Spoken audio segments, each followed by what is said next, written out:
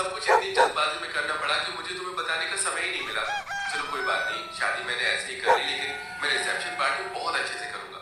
उसमें तुम अपने सारे अरमान निकाल देना मेरी प्यारी बहना। हाँ हाँ, क्यों नहीं। आखिर मेरी भाभी आई है, इकलौती भाई की इकलौती भाभी। हिमांशी का व्यवहार देखकर और उसका पहनावा देखकर सलोनी अपने मन ही मन सोच रही थी, मेरी ननद तो बहुत खूबसूरत, सुंदर और गोरी है। काश कि मैं भी इतनी गोरी और सुंदर होती तो अच्छा होता, लेकिन मैं अपनी ननद की जैसी नहीं हूँ। मेरा रंग सांवला है। सलोनी अपने मन में ऐसा सोचकर अपना मुंह लटका लेती है। कुछ देर बाद हिमांशी सलोनी को अपने भाई के कमरे में लेकर आती है। भाभी जी, आपको अगर किसी भी चीज की जरूरत हो तो मुझे बता देना, मैं यहीं पर हूँ। आवाज लगा देना, मैं आ जाऊंगी और आपकी मदद करवा दूंगी। अभी तो मुझे किसी भी चीज की जरूरत नहीं है ननद जी, लेकिन अगर किसी चीज की जरूरत होगी तो मैं आपको तुरंत बुला लूंगी। आप चिंता मत करो, आपके अलावा इस घर में मेरा है भी कौन जो मुझे समझ सके। एक भाभी के लिए एक ननद बहुत मायने रखती है। आप तो इस चीज को समझती हो ना?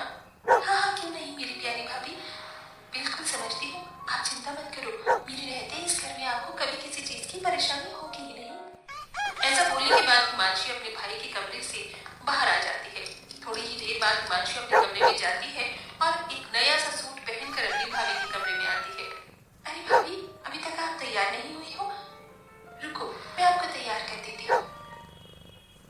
हिमांशी अपनी भाभी सलोनी को तैयार करने लगती है। तभी सलोनी देखती है कि हिमांशी ने बहुत सुंदर और प्यारा सूट पहना होता है। वो शीशे में अपनी ननद को देखते हुए कहती है, क्या बात है ननद जी, तुम्हारा ये सूट कितना प्यारा लग रहा है, तुम्हारे गोरे रंग पर खिल रहा है।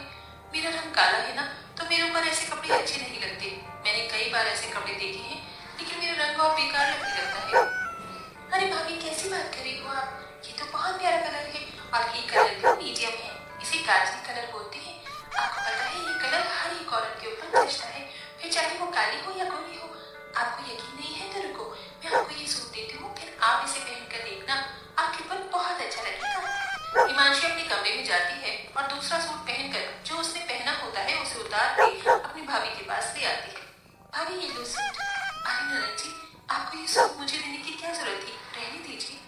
अरे क्या हुआ भाभी, आप मेरी भाभी हो, मैं इतना नहीं कर सकती, चलो इसे पहनकर दिखाओ। हिमांशी के ऐसा कहने के बाद सलोनी हिमांशी की बात मान लेती है और सूट पहनकर अपनी ननद को दिखाती है। देखो ननद जी, कैसा लग रहा है? पहले तो मुझे लग रहा था कि मेरे रंग के ऊपर ये अच्छा नहीं लगेगा, लेकिन मेरे सामने रंग के ऊपर ये मुझे बहुत अच्छा लग रहा है। हाँ, क्यों नहीं भाभी, आपके ऊपर ये रंग बहुत अच्छा लग रहा है। कलर कुछ नहीं होता भाभी, पहनने का तरीका होना चाहिए। आपके ऊपर ये सच में बहुत अच्छा लग रहा है, आज से आप इसे अपने पास ही रख लो। हिमांशी ऐसा कहकर अपनी भाभी को तैयार करने के बाद मुंह दिखाई के लिए लेकर आती है, जहाँ सब बहुत अच्छे से उसकी मुंह दिखाई की रस्म करते हैं और सभी उसे शगुन देते हैं। साथ में हिमांशी भी एक प्यारा सा तोहफा अपनी भाभी को देती है। भाभी, मैं आपके लिए ये इतना प्यारा सा तोहफा लेकर आई हूँ, इसे हमेशा अपने पास ही रखना। आप तो बहुत अच्छे हो ननद जी, आपको बहुत बहुत शुक्रिया। इस तरह हिमांशी अपनी नई भाभी के आने पर बहुत खुश होती है, लेकिन सलोनी बहुत ही चालाक होती है। उसे जो भी चीज हिमांशी की अच्छी लगती है वो उससे लेने के चक्कर में उसके सामने ऐसा दिखावा करती है जैसे उसके रंग की वजह से उसके ऊपर कुछ भी अच्छा लगता ही नहीं। एक दिन सलोनी अपनी ननद के कमरे में आती है तो वो ननद के ड्रेसिंग टेबल पर बहुत महंगा महंगा मेकअप का सामान देखती है। कितना महंगा महंगा मेकअप का सामान है, मुझे तो बड़ी हैरानी हो रही है। ऐसा सामान तो मैंने कभी देखा ही नहीं जिंदगी में। अरे भाभी, आप यहाँ कुछ काम था क्या आपको? नहीं, कुछ काम नहीं था, मैं तो बस ऐसे ही आई थी। वैसे ननद जी, आपके कमरे में ड्रेसिंग टेबल पर ये इतना महंगा महंगा मेकअप का सामान, वैसे तो मैं भी सोचा करती थी कि मैं मेकअप करूंगी, लेकिन मेरा रंग सांवला है इसलिए मेरे रंग पर पता नहीं मेकअप खिलेगा या नहीं। अरे भाभी, आप भी ना कैसी बातें करती हो और सोचती हो, ऐसा कुछ नहीं होता। मेकअप हर चेहरे पर अच्छा लगता है, देखो मैं आपको करके दिखाती हूँ। हिमांशी अपनी भाभी सलोनी के चेहरे पर थोड़ा सा मेकअप करती है तो सलोनी को अच्छा लगता है।